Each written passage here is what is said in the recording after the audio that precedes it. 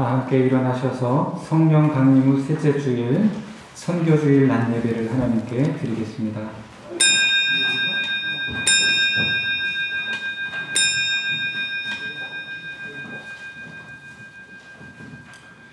임례 찬송 하나님께 올려드립니다.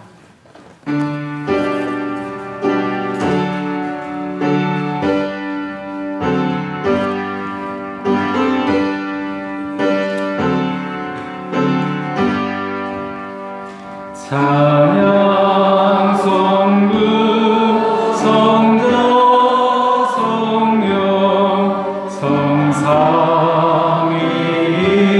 성삼위일체께 영원 무궁하기까지 영광을 돌리세 영광을 돌리세. 아멘. 사도신경으로 신앙 고백하시겠습니다.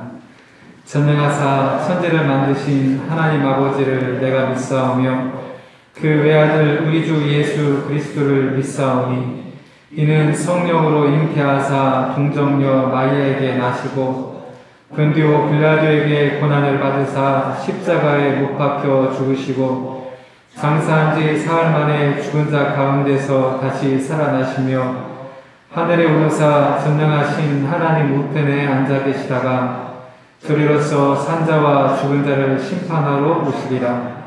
성령을 믿사오며 거룩한 공예와 성도가 서로 교통하는 것과 죄를 사하여 주시는 것과 몸이 다시 사는 것과 영원히 사는 것을 믿사옵나이다. 아멘. 자리에 앉아주시기 바랍니다.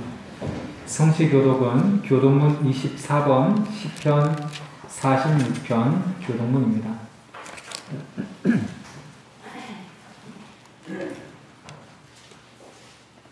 성시교독 교독문 24번 시편 46편 교독문입니다.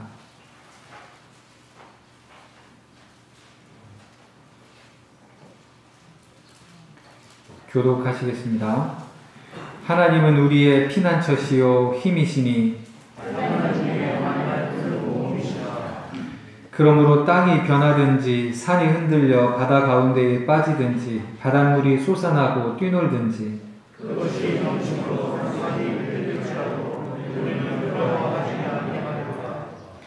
한 시내가 있어 나뉘어 흘러 하나님의 성 곧 지존하신 이의 성소를 기쁘게 하도다.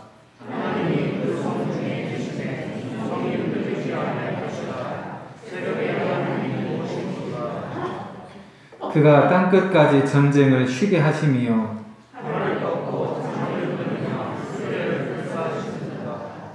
이르시기를 너희는 가만히 있어 내가 하나님됨을 알지어다.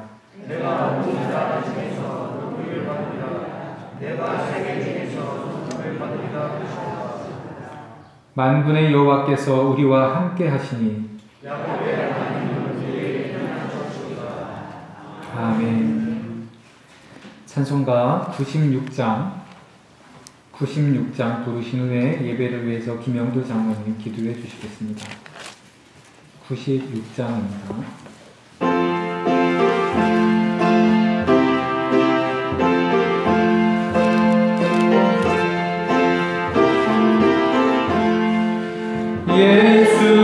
예수님은 누구신가?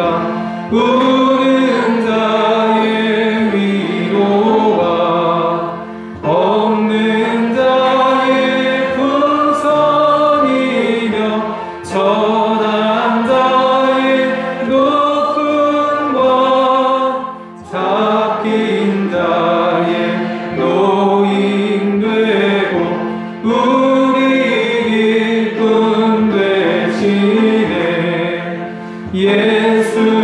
예수님은 누구신가?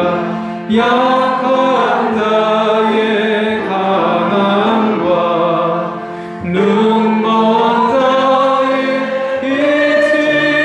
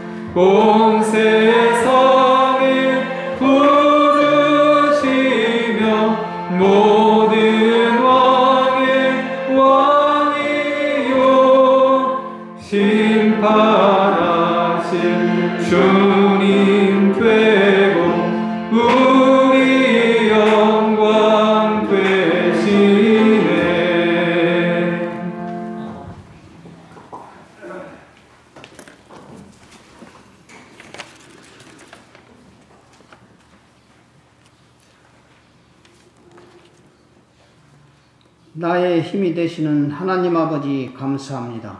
오늘은 총회 선교 주일입니다. 선교에 대해 다시 한번 생각하는 시간 되게 하옵소서. 지난 한 주간도 세상 살아가면서 우리들의 생각을 앞세우고 주님을 멀리하며 살아왔음을 고백합니다. 저희들은 아직도 잘못을 깨우치지 못하고 살아가고 있음을 용서하여 주시옵소서. 믿음은 들으면서 난다고 했는데 듣지 못하고 얼굴에는 꼭 마스크를 쓰고 다녀야 하며 복음을 전해야 할 사람들이 복음을 전하지 못하는 일들이 장기화되고 있습니다. 현재 코로나19 예방접종이 시작되었으니 안전한 예방접종이 이루어져서 다시 복음이 잘 전해지게 하여 주시옵소서. 더위가 시작되고 있습니다. 교회 모든 성도님들이 더위에 지치지 않게 하여 주시옵소서. 모든 만물을 주장하시는 하나님 아버지, 교회를 통하여 자유함을 얻으며 좋은 소식들로 복음의 소식이 퍼져나가는 교회가 되어 주님만을 찬양하는 세상 모든 사람들을 넘쳐나게 하옵소서. 우리의 부패한 심령들을 말씀으로 변화해 새로운 피조물로 거듭나게 하여 주시길 원합니다. 그리하여 연약한 심령들과 질병으로부터 해방되어 각자 맡은 자리에서 열심히 일할 수 있게 하옵소서. 치료의 하느님 아버지, 이 시간 몸이 아파 수술을 받고 요양 중인 성도님들 계십니다. 또 마음의 상처를 받고 또는 코로나 때문에 교회에 나오지 못하는 성도님들도 계십니다. 그분들께 찾아가 주셔서 안수안찰하여 주시기를 원하오며 마음의 위로와 치료가 되어 주시기를 간절히 원합니다. 주님, 교회에서 주님의 능력이 강권적으로 역사하셔서 저희 교회가 앞으로 양적으로나 질적으로 부흥 발전하여 하나님께 영광 돌리는 은혜를 베풀어 주시옵소서. 전도와 봉사에 더욱 힘쓰며 목사님과 모든 성도님들이 한마음으로 합심하여 세상의 빛과 소금의 역할을 다하며 교회 본연의 사역을 잘 감당해 나갈 수 있도록 도와주시옵소서. 교회에서 세우신 여러 지체가 많이 있습니다. 하지만 코로나 때문에 잠시 멈추고 있습니다. 하루빨리 코로나가 종식되어 각기 맡은 자리에서 충성할 수 있도록 이끌어 주시옵소서. 말씀 듣기를 좋아하시는 하나님 아버지, 이 시간에도 저희들의 귀한 은혜를 동행하시기 위해 귀한 목사님을 세워주셨으니 목사님 건강도 책임져 주시고 저희들의 말씀 전하실 때 하늘에 신령한 것들을 알아 깨닫게 하여 주시옵소서. 이 시간 예배를 통해 충성을 결단하는 시간이 되게 하여 주시옵소서. 살아계신 우리 주 예수 그리스도의 이름으로 간절히 기도 올리옵나이다. 아멘.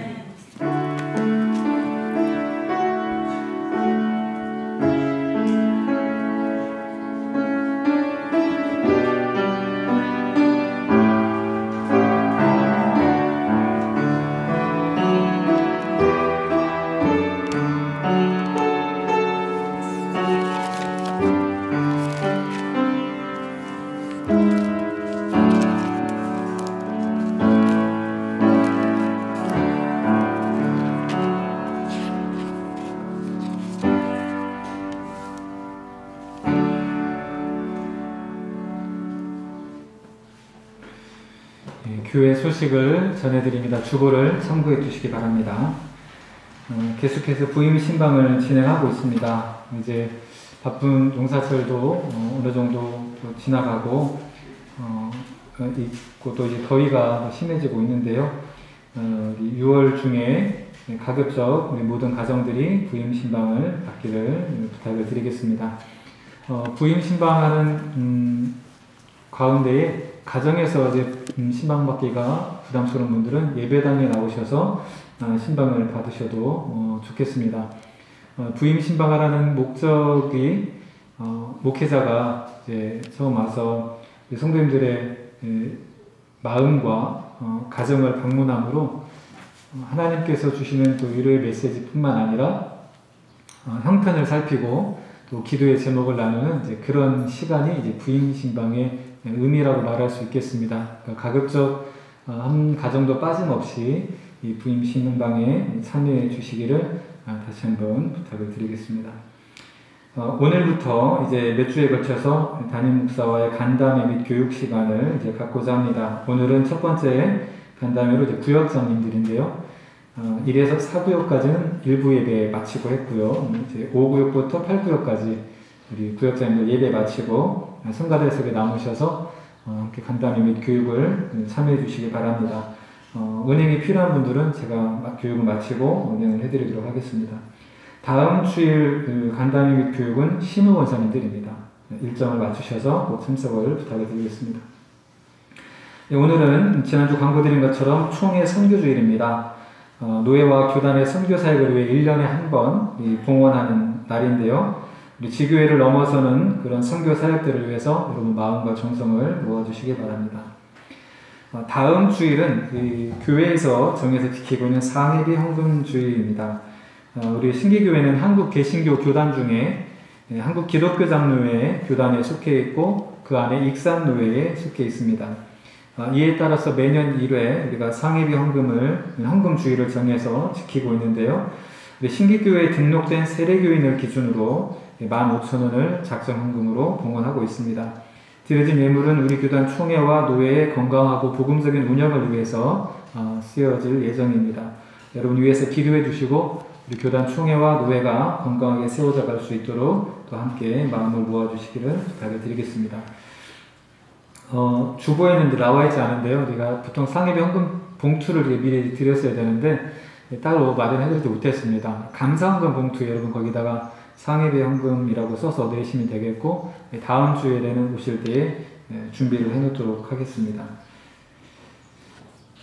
그리고 우리 안내와 헌금위원들을 이제 계속 바뀌어 가는데 제가 큰 헌금함을 작은 헌금함으로 바꿨습니다. 큰 헌금함은 헌금을 놓을 때 거기다 놓으시면 되고 헌금위원들이 들고 나올 때는 작은 헌금함으로 옮겨서 가지고 나오시면 되겠습니다. 오늘 우리에게 주시는 하나님의 말씀 함께 공독하겠습니다.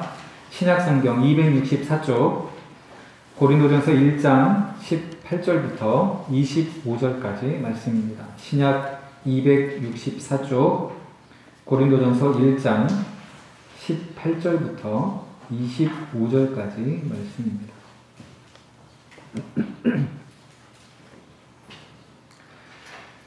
교독으로 봉독하겠습니다. 십자가의 도가 멸망하는 자들에게는 미련한 것이요 구원을 받는 우리에게는 하나님의 능력이라.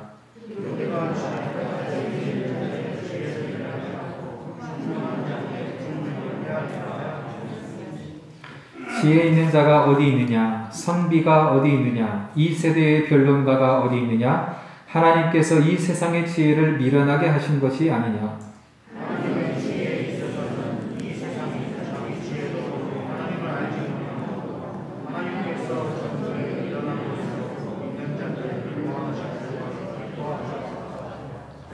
유대인은 표적을 구하고 헬라인은 지혜를 찾으나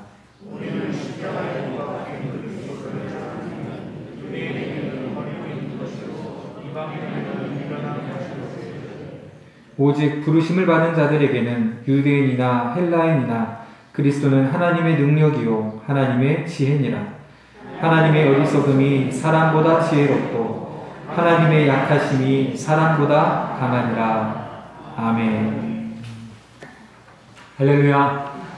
오늘도 주님의 말씀이 저 여러분 가운데에 충만하게 또 깨달아지고 은혜가 되기를 간절히 기원합니다. 오늘은 우리 교단 총회가 정한 선교주일입니다. 각 지교회에서 할 수 없는 선교 사역들을 노회와 총회의 이름으로 감당하기 위해서 우리가 특별헌금을 작정하고 또 자원하는 마음으로 하나님께 봉헌을 합니다. 또한 우리가 몸으로 참여할 수 있는 일이 있다면 그 선교 사역에 우리가 예배나 또 여러 기도회나 그런 활동으로 우리가 참여해서 지교회 별로 감당할 수 없는 일들을 그렇게 감당해 나갑니다. 이런 이제 주보의 절기나 이렇게 교회력을 보면은 성령 강림절기라는 표현도 있지만 무슨 선교주일이라는 표현이 한 번씩 이렇게 눈에 띌 겁니다. 여러 선교주일이 있습니다. 가깝게는 4월 달에 장애인 선교주일이 있었고 5월 달에는 농어촌 선교주일이 있었고 또 또 9월 달에 넘어가면 이제 개척교회와 미자립교회 선교주일이 있고, 또 선교주일이 아니더라도 뭐 군선교, 병원 선교, 학교 선교, 또 이런 특수 영역에 대한 선교, 또 사회복지 설교, 선교, 이주민 선교, 여러 영역들을 이 선교 활동을 하는 게 있습니다. 총회와 노회의 이름으로. 그래서 그러나 이제 그거를 매번 이제 헌금을 할 수가 없으니까 1년에 한 번 이렇게 6월 둘째 주에 작정해서 헌금을 하고 그 영역들에 맞는 선교 헌금을 나누어서 그 사역들을 감당하고 있습니다. 이렇게 하는 이유는 지교회별로 감당할 수 있는 선교 사역들이 있는가 하면 각 개교회에서 감당할 수 없는 일들이 있습니다. 이를테면 그 지역 차원에서 함께 풀어가야 될 공동의 과제들이 있는가 하면요. 전국 단위에서 전 사회적으로 풀어가야 될 일들이 있습니다. 이를테면 이주민이나 또 이 농어촌 지역의 어떤 정책과 관련된 일들을 우리가 총회 차원에서 얼마 전에 농민 기본소득을 제정해달라 이런 것들도 했는데 그건 교회 하나가 한다고 해서 될 수 있는 문제가 아니거든요.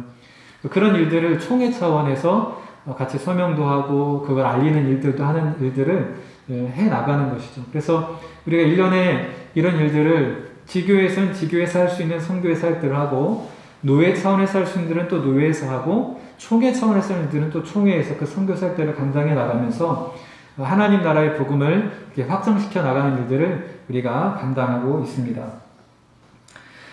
선교라는 말을 오늘 우리에게 주어진 이 세 본문의 표현으로 좀 바꿔서 말하면 이렇게 말할 수 있을 것 같습니다. 하나님 나라 잔치에 초대하는 일이다.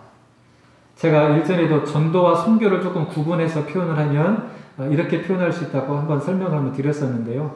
전도는 직접적으로 복음을 전하는 것이 전도라고 말한다면 선교는 그 복음을 직접적으로 전할 수 있는 포괄적인 환경을 만들어가는 것, 그래서 조금 더 확장된 의미가 선교라고 말할 수가 있겠다. 그래서 이 선교라는 것은 뭐 교회가 복지 시설을 세우기도 하고 학교를 세우기도 하고 병원을 세우기도 하고 직접적으로 복음을 전하는 건 아니지만 그 복음을 전하고 또는 받아들일 수 있는 환경을 바꿔가는 겁니다. 그 모든 것들을 이제 선교라는 큰 이름으로 이야기를 표현을 하고 있는 것이죠.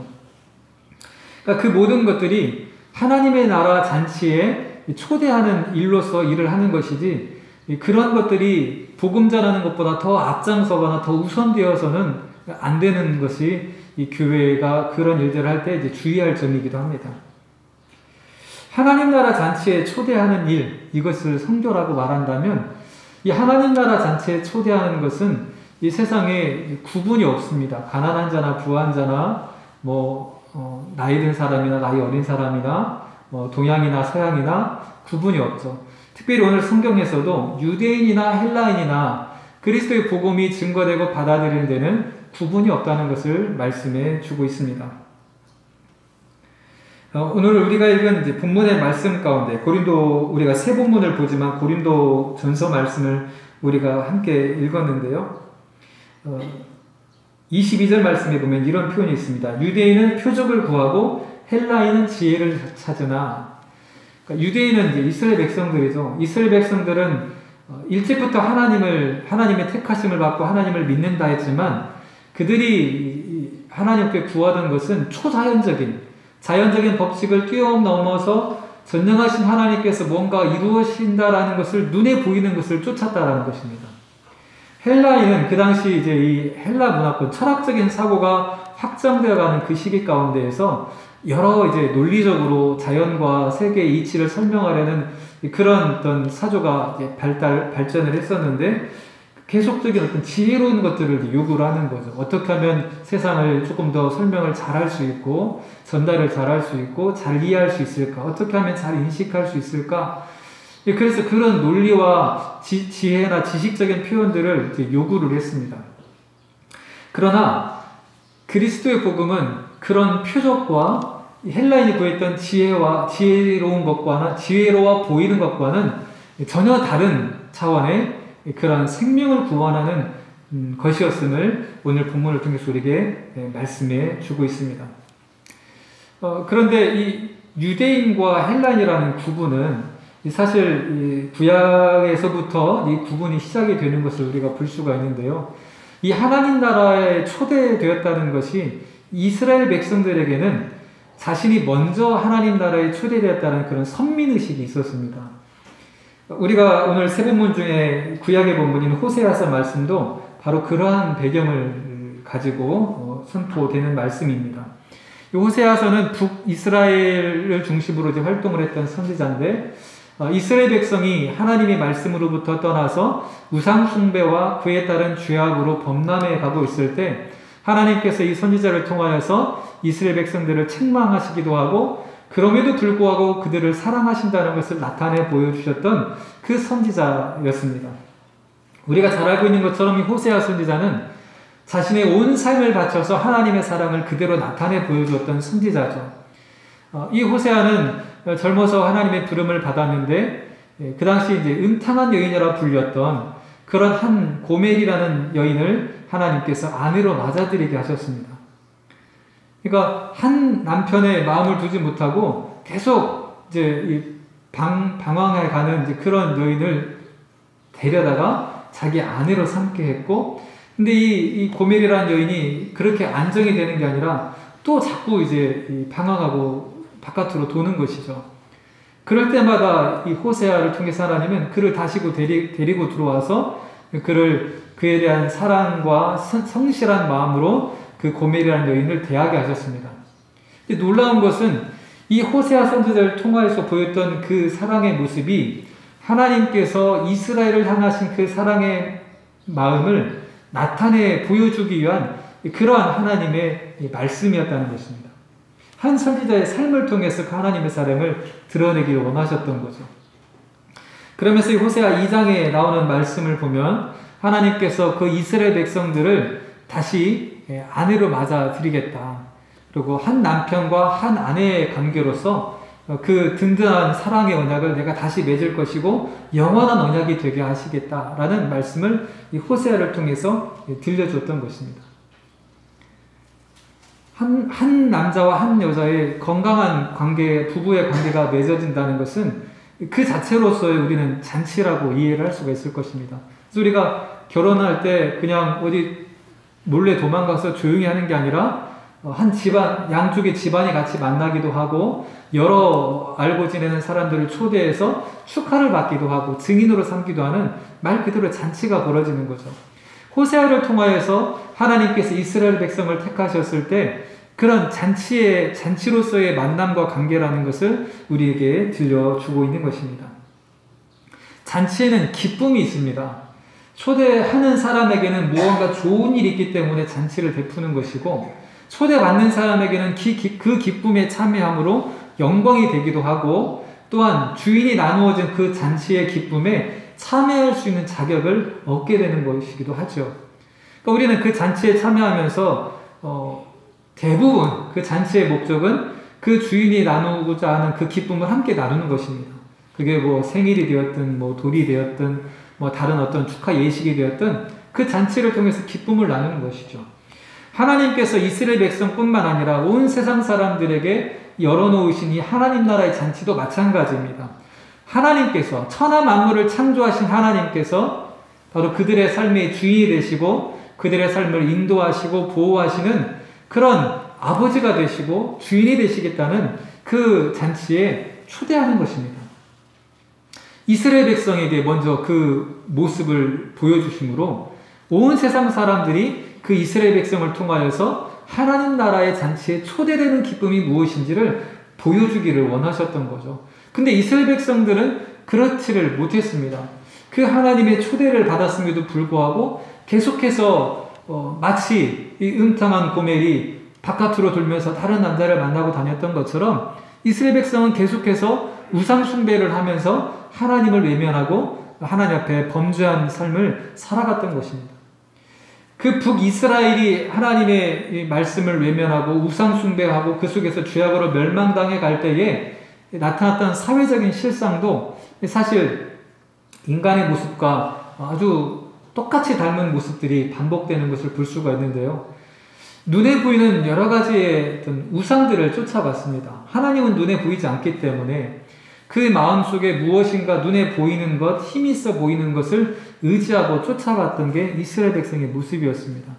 바알이라는 눈에 보이는 우상을 세웠고 그 우상을 섬김으로 무엇인가 권력을 얻게 되었고 그 권력을 통하여서 명예를 갖게 되었고 그 명예를 통해서 세상에 보이는 무엇인가 힘을 전달할 수 있는 것에 이스라엘 백성들도 심취되어서 거기에 빠져갔던 것이죠. 동시에 하나님의 택한 백성이라는 것을 자신들이 놓치지 않기 위해서 우상 숭배를 함과 동시에 하나님의 전에 나아가서 안식일을 형식적으로 지키면서 예물을 드리기도 했습니다. 그러니까 이 북이스라엘이 멸망하기 직전까지 하나님의 뜻을 외면한 채 삶을 살아갔던 중요한 이유 중에 하나가 거짓 선지자들이 나타나서 하나님께서 이스라엘 백성의 주인이 되시고 택해 주셨으니까 너희들이 하나님 성전에서 예물을 드리는 한 너희들은 멸망하지 않을 것이다. 하나님이 지켜 보호할 것이다. 라는 거짓 예언을 전했던 것입니다. 그러니까 자신은 우상 숭배하고 그로 인해서 죄악된 삶을 살아가면서 동시에 형식적으로 예배당에 나와 예물을 드리기 때문에 멸망하지 않는다는 착각 속에 이스라엘 백성들은 계속해서 우상 숭배와 그에 따른 범죄를 반복했던 것이죠. 결국 하나님의 심판을 받고 그들이 멸망하는 고통을 겪고 나서야 그들이 하나님의 사랑을 다시금 깨닫고 돌이키는 일들이 반복되어져 왔습니다. 어쨌든 이렇게 한 사람 아브람을 통해서 이스라엘 한 민족을 하나님이 택하시고 그들 가운데 하나님께서 이 세상을 창조하셨고 하나님께서 이 세상 사람들을 사랑하신다는 것을 나타내 보여주셨고 드러내기를 원하셨습니다. 이스라엘 백성을 통해서 하나님께 나오는 걸 원했지만 이스라엘 백성들은 그 역할을 잘 감당하지 못했고 그럼에도 불구하고 하나님께서는 연약하고 부족한 이스라엘을 끊임없이 사랑하셔서 온 세상 사람들을 향한 하나님의 사랑을 예표로 나타내 보여주셨습니다. 그 사랑은 유대인에게서만 끝난 것이 아니라 예수님을 통해서도 계속해서 이어져서 그 사랑이 하나님의 나라의 말씀으로 반복되어서 나타나는 것을 복음서 본문을 통해서 볼 수가 있는데요. 오늘 복음서 본문인 누가복음 14장은 큰 잔치 비유로 잘 알려져 있는 본문입니다. 예수님께서 오셔서 하나님 나라의 복음을 전파하시고 계속해서 병든 자를 고치고 귀신 들린 자를 쫓아내게 하시고 또 하나님 나라의 복음을 전하는데 바리새인과 서기관들이 계속해서 예수님의 이 사역들을 방해하고 책망할 거리를 찾고자 예수님을 쫓아다녔습니다. 제자들도 쫓아다녔는데 바리새인과 서기관들도 예수님을 흠집을 잡으려고 쫓아다니는 거죠. 그러던 중 하루 예수님께서 그들 가운데 한 사람이 베푼 식사 자리를 같이 하면서 안식일에 병든 자를 고치는 것, 생명을 살리는 것과 그냥 방치하는 것과 어떤 것이 나으냐 이런 이제 논쟁과 병든 자를 고치는 사역들을 반복하고 있으셨습니다. 계속해서 이어가고 있으셨어요. 그러던 중 거기 앉아있던 바리새인 중에 한 사람이 예수님께 묻습니다. 하나님 나라 잔치에 하나님 나라에서 떡을 먹는 자는 참 복됩니다. 복이 있는 사람입니다. 라는 표현을 한 거죠. 여러분 하나님 나라의 잔치에서 떡을 먹는 사람이 복이 있을까요? 아니면은 그 말이 틀린 말일까요? 맞는 말일까요? 하나님 나라 잔치에 참여하는 사람이 복된 사람일까요? 그렇지 않은 사람일까요? 당연히 복된 사람이겠죠. 근데 이 바리새인이 했던 표현은 그 시대에 그 바리새인과 서기관들이 갖고 있던 그런 어떤 자만심의 표현이었습니다. 그 말은 유대인들은 그 중에서 특히 자기들과 같은 바리새인과 서기관들은 하나님 나라의 잔치에 참여해서 떡을 먹을 자격이 있는 사람입니다라는 자기를 높이는 그런 일종의 표현이었습니다. 예수님께서 지금 자신들과 식사를 같이 하고 있고 그들 문화 속에서 식사를 한다는 것은 그냥 보통 관계가 아니라는 것입니다. 하나님 나라의 복음을 전하는 그 예수님과 식탁을 마주하고 있고 그 복음이 선포되는 그 자리에 함께 떡을 먹고 있는 자신들은 당연히 하나님 나라에 들어갈 자격이 있는 사람들 아닙니까? 라고 예수님께 동의를 구하는 것이었습니다. 그래서 예수님께서 누가복음 14장의 15절 오늘 우리가 읽진 않았습니다만 그 세 본문에 나온 복음서의 말씀으로 그들에게 비유로 말씀을 하시는 거죠. 어떤 사람이 잔치를 베풀었는데 그 잔치를 준비를 하고 미리 다 이런 잔치라면 어느 날 갑자기 잔치를 열렸다고 막 찾아다니는 게 아니잖아요. 잔치날을 정하면 그 날에 대해서 미리 이제 공지를 보내고 그날 가서 초청해 오기도 하고 또 그날 오는 날을 기다리기도 합니다. 그러니까 어떤 사람이 잔치를 베풀었고 잔칫날이 되어서 그 오는 사람들을 초청했다라는 것은 어느 날 갑자기 잔치가 열리는 게 아니라 미리 계획되어지고 초청장에 가고 그들이 오기로 한 날인 것입니다. 그런데 그 날이 되었는데, 잔칫날이 되었는데 어떤 사람은 내가 밭을 샀으니 그 밭을 돌봐야 돼서 못 온다고 하고, 어떤 사람은 소 5겨리를 샀으니, 그 5겨리는 큰 생기를 소 2마리가 끄는 거기 때문에 10마리를 말하는 겁니다. 내가 오늘날로 말하자면 포크레인 기사가 포크레인 기계를 산 겁니다. 자기 생업에 아주 중요한 일이 일어난 거죠. 그러니까 이거를 시연하러 가야 되니까 오늘 잔치에 못 가겠다고 하고, 어떤 사람은 내가 장가를 들었으니 내가 지금 그 잔치에 갈 수가 없습니다. 그러니 양해해 주십시오 라고 이야기를 했다는 겁니다. 여러분, 밭을 사는 것, 생업에 아주 중요한 도구를 사는 것, 시집장가를 가는 것, 여러분 중요한 일입니까? 아니면 흔하게 일어나는 일입니까? 인생에 있어서 아주 중요한 일이죠. 매일같이 밭을 사거나 매일같이 소 10마리씩 되는 걸 살 수 있거나 매일같이 시집장가를 가는 게 아니잖아요. 인생에서 아주 중요한 일들을 치러지고 있는데 그것 때문에 잔치를 못 가겠다라는 겁니다. 그러니까 예수님이 비유 속에 나오는 그 잔치를 베푼 사람이 크게 이제 화를 내면서 종들에게 말하기를, 길거리에 나가가지고 저는 사람들, 병든 사람들, 수혜받는 사람들 다 데리고 와라. 그 잔치를 채워라. 종들이 가서 다 데리고 와서 앉힌 거죠. 그런데도 자리가 남습니다.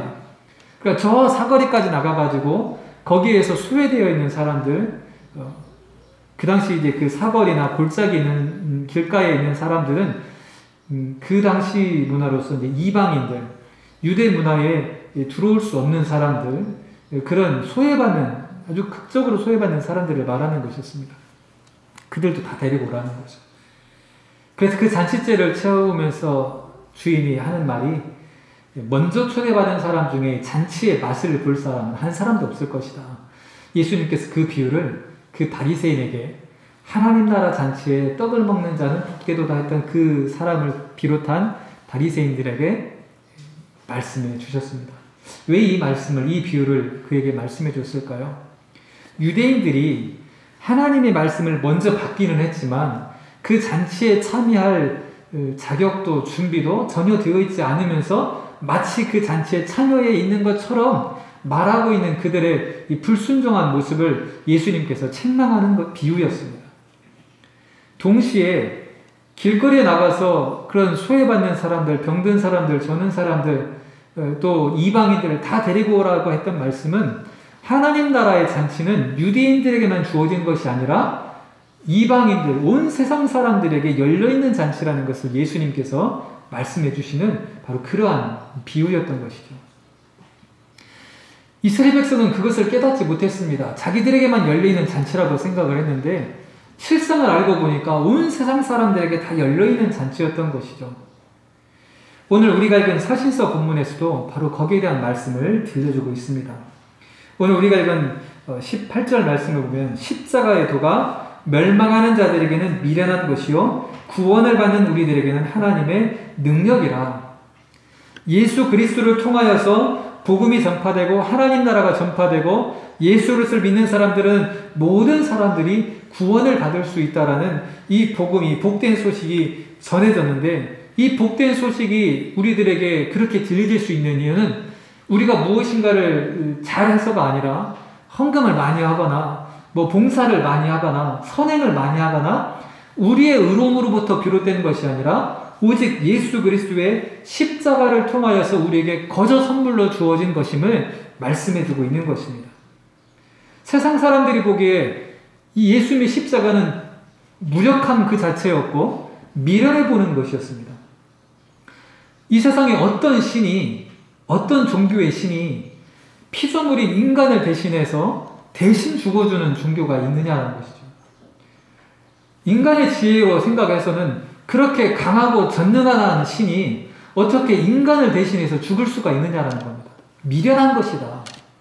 유대인의 눈으로 봐서 이 십자가라는 것은 무기력해 보이는 것 그 이상도 그 이하도 아니었습니다. 이스라엘 백성들이 예수님께서 예루살렘에 입성하실 때에 호산나 호산나 다윗의 자손으로 오시는 이여 찬송하리로다. 그렇게 찬송하면서 다윗의 자손으로 유대인의 왕이 입성하는 것으로 생각을 하고 예수님 입성을 환영했습니다. 불과 5일 뒤에 그들은 예수님을 십자가에 못 박아 죽게 하라고 소리쳐 외쳐 불렀죠. 그들이 그렇게 예수님을 맞이했던 것은 말발굽과 그런 강한 힘으로 이 세상의 권력을 누르고 왕이 될 것을 기대했기 때문에 그렇습니다. 그런데 예수님이 불과 5일 뒤에 아무런 힘을 쓰지 못하고 이 로마 병정들 앞에 이 유대 이 제사장의 법정을 통하여서 십자가에 못 박혀 죽어버리는 것입니다. 아무런 힘도 나타내지 못하고 어리석어 보이고 그들이 생각하는 표적이라고 받아들일 수가 없는 그런 일들이 십자가를 통해서 나타났던 거죠. 그러니까 하나님께서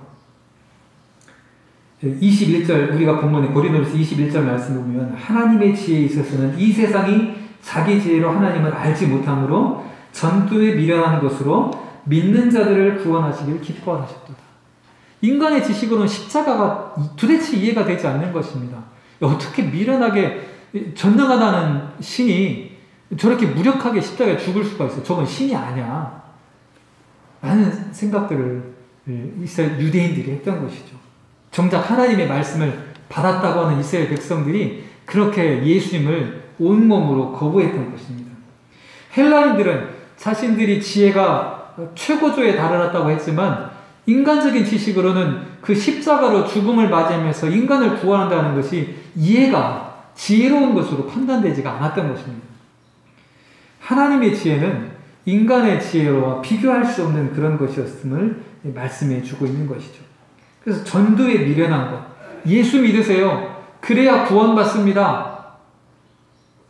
예수 믿음으로 어떻게 우리가 구원을 받을 수 있냐는 겁니다. 그걸 어떻게 우리가 믿을 수 있고 받아들일 수 있겠습니까? 엄청나게 돈이 들어가는 것도 아니고 많은 이 육신을 고통스럽게 해가지고 무언가 자기의 어떤 이 욕심을 덜어낼 수 있는 것도 아니고 그저 예수라는 사람이 나를 위해 대신 죽음으로 인하여서 그 죄값을 다 없이 했다라는 것을 믿기만 하면 그 믿음으로 죄와 사망을 내가 지은 죄값이 다 용서가 받고 그 죄의 결과인 사망의 자리로부터 건져냄을 받아서 하나님의 다스림 영원한 하나님 나라에 옮겨진다는 것을 어떻게 믿을 수가 있냐는 겁니다. 여러분 그것을 믿으십니까? 믿으시길 간절히 축원합니다. 그래야 여러분 여기 앉아있는 이유가 있는 거거든요. 이스라엘 백성은 하나님의 말씀을 받았다고 했고 성전에 들어가 있고 성전에 예물을 드렸지만 그 믿음이 없었습니다. 그러니까 구원의 감격을 누릴 수가 없었습니다. 자신들은 우상 숭배하면서 멸망의 길을 가고 있었지만 하나님 앞에 예배를 드리고 있고 예물을 드리니까 우리는 멸망하지 않는다는 착각 속에서 이스라엘 백성은 멸망을 향해 달려갔던 것입니다. 우리는 말세 지마를 살아간다고 이야기를 하죠. 세상 끝날이 왔다고 예수님께서도 이미 예수님이 계실 그때에 세상 끝날이 다가왔다고 말씀하셨는데 2000년이 지났습니다. 우리는 말세 중에서도 말세 지말이라는 표현을 쓰는 시대를 우리는 지금 살아가고 있습니다. 오늘날 우리가 살아가는 이 시대를 통하여서도 특히 우리 그리스도인들이 예배당에 나와서 예배는 드리지만 하나님을 믿는 믿음이 없다면 구원과는 거리가 멀 수 있다는 것을 우리가 조심해야 될 줄로 믿습니다. 하나님께서 나를 사랑하셔서 나를 위해서 십자가에 못 박혀 죽으심으로 내가 알고 지은 죄 모르고 지은 죄가 다 깨끗이 씻음을 받았고 사망의 길에서 영원한 생명의 길로 옮겨졌다. 그리고 완전하진 않지만 이 세상을 살아가면서 그 예수 그리스도를 믿음으로 인해서 나는 영생을 향해 가는 삶으로 변화되었다. 전에는 사망을 향해 가는 길이었는데 이제는 영생을 향해 가는 길로 인생의 방향과 목적지가 바뀌었다는 것입니다. 저 제주도를 향해 가든 서울을 향해 가든 기차 타고 가는 길은 똑같을 것입니다. 물론 뭐 제주도 가면 배를 타야겠지만 그 가는 길은 똑같이 기차 타고 가는데 뭐가 달라? 그러나 방향이 다르잖아. 사망을 향해 가는 인생을 살아가는 사람도 영생을 향해 가는 인생의 삶도 사람의 눈으로 봐서는 별반 다를 바 없지만 우리가 하나님, 우리를 죄와 사망에서 구원하신 그 하나님의 사랑 안에서 그것을 믿음으로 살아가느냐 그렇지 않느냐의 삶은 목적지가 자체가 달라지는 것입니다. 그래서 우리는 죄와 사망을 향해 가는 것이 아니라 생명과 영원한 생명을 향해 가는 것임을 우리가 믿을 때에 우리가 이 하나님을 믿는 그 삶 자체가 달라질 수 있는 것이죠. 작은 고난이 와도 때로는 시련이 생겨도 또 작은 기쁨에 흔들리지 않고 내 인생의 주인 되신 하나님, 나를 죄와 사망에서 구원하신 그 하나님과 동행하면서 우리가 교만하지 않고 겸손하게 그러나 그 하나님의 사랑을 충분히 경험하면서 우리 인생을 살아가게 되는 것입니다. 우리 신기교회 성도들이 그러한 믿음으로 구원의 감격을 누리며 성령의 인도하심 가운데 살아가기를 간절히 축원합니다. 오늘 본문에서 말씀하고 있는 결론적인 말씀이 24절에 나와 있습니다. 24절 말씀을 보면 오직 부르심을 받은 자들에게는 유대인이나 헬라인이나 그리스도는 하나님의 능력이요 하나님의 지혜니라. 유대인이기 때문에 하나님께 나올 수 있는 하나님의 구원을 받는 것도 아니고 헬라인이기 때문에 하나님의 잔치에 참여할 수 없는 것도 아니라는 것입니다. 오직 부르심을 받은 자들에게 이 십자가는 하나님의 능력이요 구원이요 하나님의 잔치에 참여할 수 있는 통로가 된다는 것을 우리에게 말씀해 주고 있는 것입니다.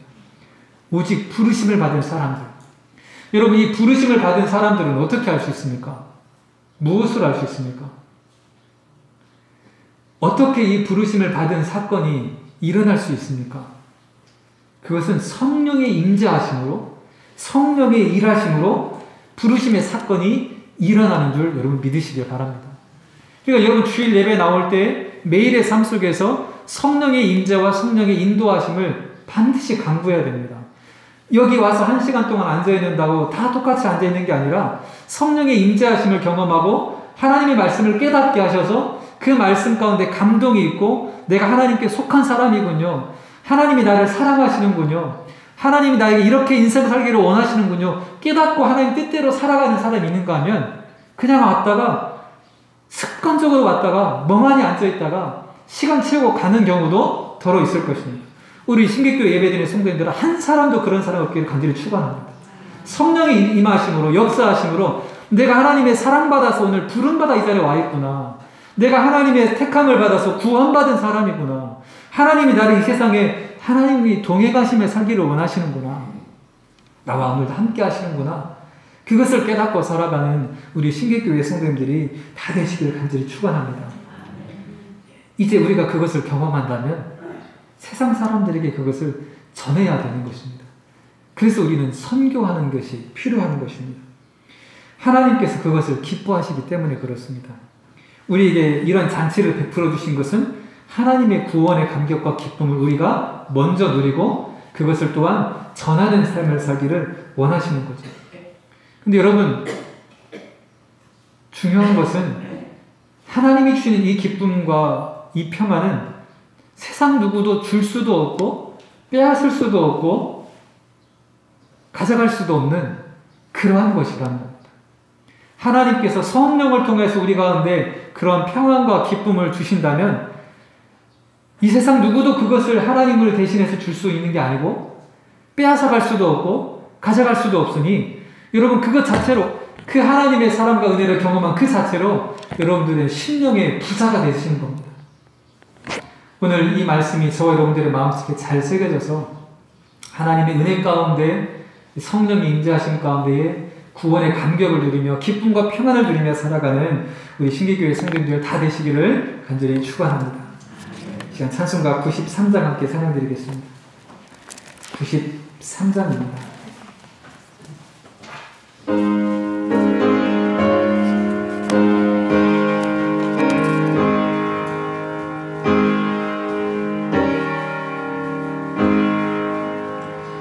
예수는 나의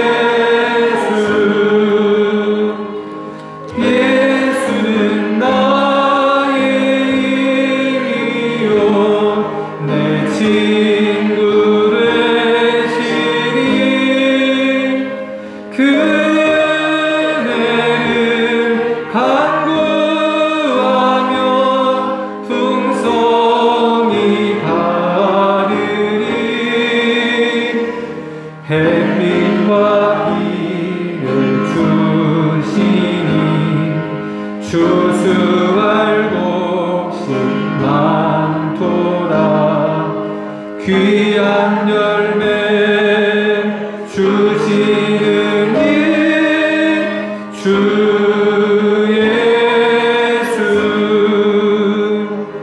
예수는 나의 힘이요 내 기쁨 되시니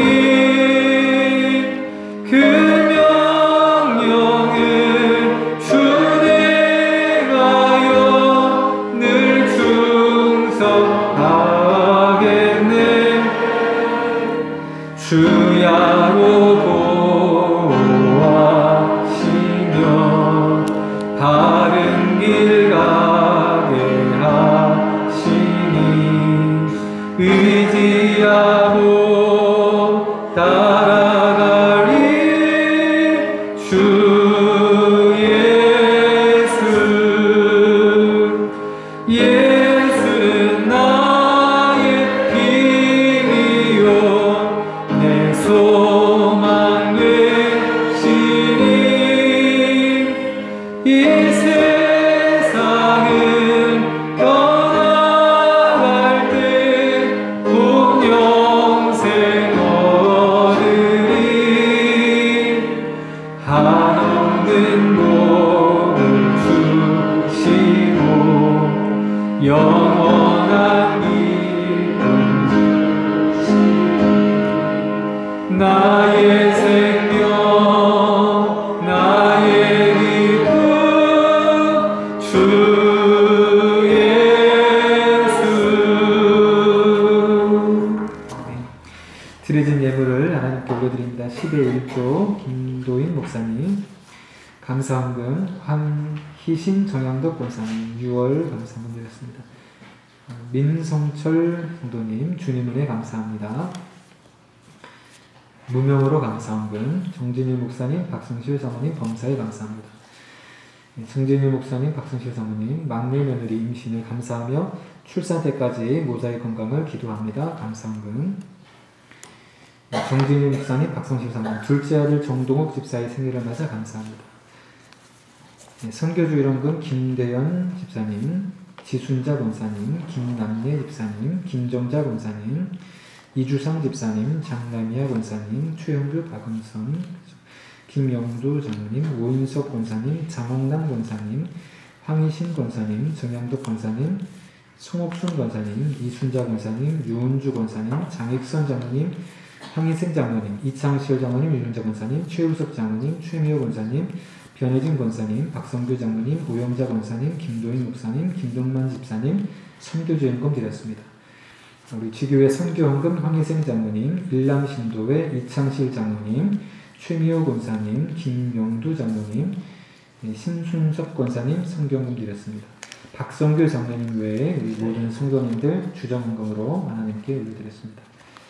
이 시간 우리 함께 기도할 때에 하나님, 내가 먼저 하나님 나라의 잔치에 참여한 구원의 감격을 누리게 하시고 그 구원의 감격으로 우리 주위의 이웃들에게 그리고 이 지역사회에 우리 한국사회에 그리스도의 복음이 증거될 수 있는 그런 은혜를 허락하여 주시옵소서. 특별히 이 노예와 총회가 그 선교사역을 잘 감당할 수 있는 지혜와 힘을 주셔서 귀한 우리 아름답게 쓰여질 수 있도록 복음화가 이루어질 수 있도록 이 시간 함께 소리내서 기도하겠습니다.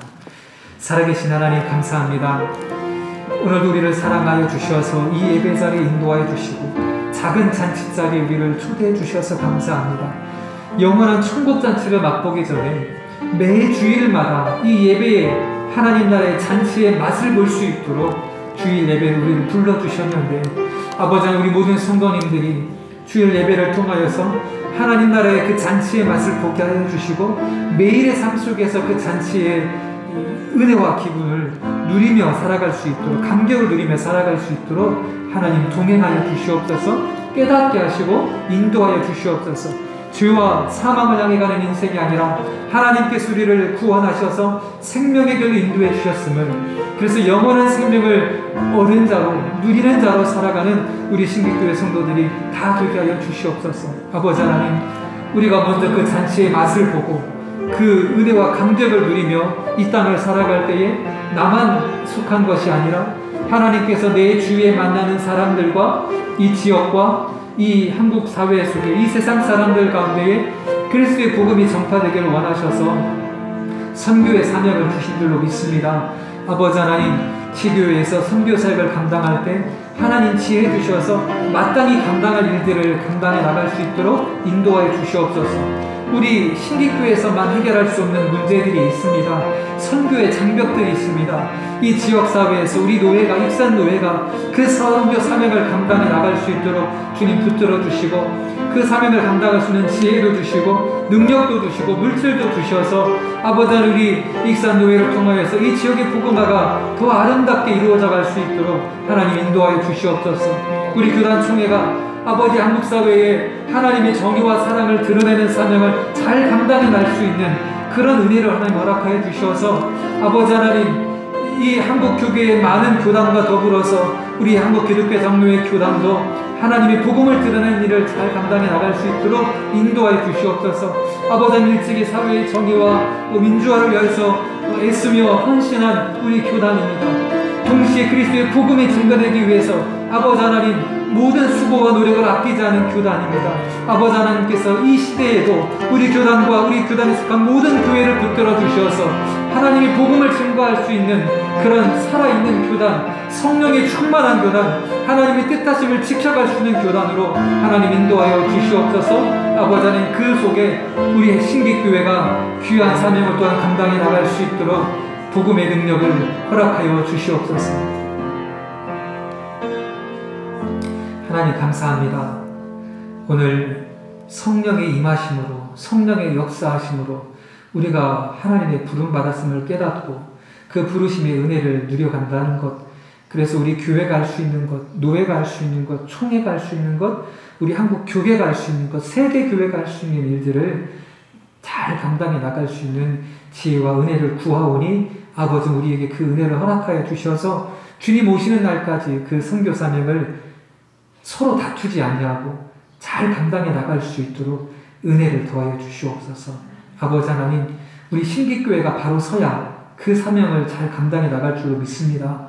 우리 신기교회 믿음의 공동체가, 우리 성도 한 사람 한 사람이 그 하나님의 사랑을 깊이 깨닫고 살아갈 수 있는 그런 은혜로 아버지 한 주간도 인도하여 주시옵소서. 그 은혜를 사모하며 오늘도 귀한 예배를 주님께 올려드립니다. 내 모든 인생이 주님의 것임을 고백하며 10의 1주로 구별되는 손길을 주님 축복하여 주셔서 그들의 인생이 하나님의 붙들려 있음을 본인도 알고 만백성이 알 수 있는 그런 은혜를 누리게 하여 주시옵소서. 감사함을 드린 손길도 있습니다. 아버지 하나님께서 인도하셔서 6월 한 달도 하나님의 은혜 안에 있게 해 주시고 특별히 자녀의 생일을 맞아 또 임신과 출산을 준비하면서 하나님께 구하며 감사하는 예물을 드리오니 주님께서 그 기도의 제목과 먼저 믿음으로 드리는 그 감사의 제목들 하나님 응답하여 주셔서 하나님께 더 많은 놀라운 것들로 영광 돌릴 수 있도록 주님 붙들어 주시옵소서. 아버지 하나님, 또한 바쁜 농사철을 마치고 감사하는 손길들도 있습니다. 주어진 일상의 또 과업들과 생계를 통하여서 하나님께서 인도하셨음을 감사하며 드리는 귀한 예물도 있사오니 주님께서 그 심령을 복되게 하셔서 아버지 하나님께서 늘 함께 하심으로 그들의 인생이 은혜 가운데 살아가고 있음을 깨달아 알게 하여 주옵소서. 특별히 총회 선교주의를 맞아 예물을 드린 손길들 기억하여 주시고 이 예물이 쓰여지는 곳마다 곳곳마다 하나님 나라의 잔치가 소개되어지고 초대되어지고 구원의 역사가 일어나게 하여 주시옵소서. 매주 하나님의 은혜에 감사하며 또한 예물을 드립니다. 지나온 한 주간을 돌아보며 감사하는 믿음을 복되게 하시고 새로운 한 주간에 주님 주실 은혜를 기대하는 그 기대가 하나님의 응답으로 성취되어지고 믿음으로 하나님께 감사할 수 있는 그런 새로운 한 주간이 되게 하여 주시옵소서. 예수님의 이름으로 기도하옵나이다. 아멘. 할렐루야. 우리 앞뒤 자분들과 함께 오늘 이렇게 인사하면 좋겠습니다. 하나님께서 당신과 함께 하십니다. 아멘. 이 한 주간이 그런 은혜가 충만하게 간절히 기원하면서 우리 다 함께 일어나셔서 파송찬양 부르고 축도로 예배를 마치겠습니다.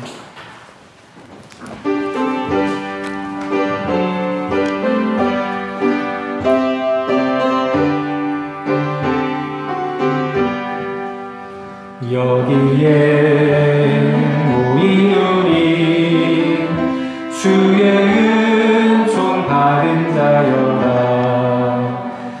주께서 이 자리에 함께 계심을 아노라. 언제나 주님만을 찬양하며 따라가리니 시험을 당할 때도 함께 계심을 믿노라.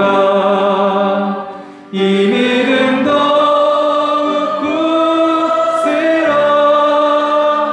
주가 지켜주신다. 어두운 밤에도 주의 밝은 빛 인도하여 주신다. 이제는 우리 주 예수 그리스도의 은혜와 하나님 아버지의 무한하신 사랑하심과 성령 하나님의 감동 감화하심이 주님의 말씀을 마음에 품고 세상을 향해 나아가는 모든 성도들과 그의 가정과 일터 이외 지금부터 영원토록 함께하옵시기를 축원하옵나이다. 아멘.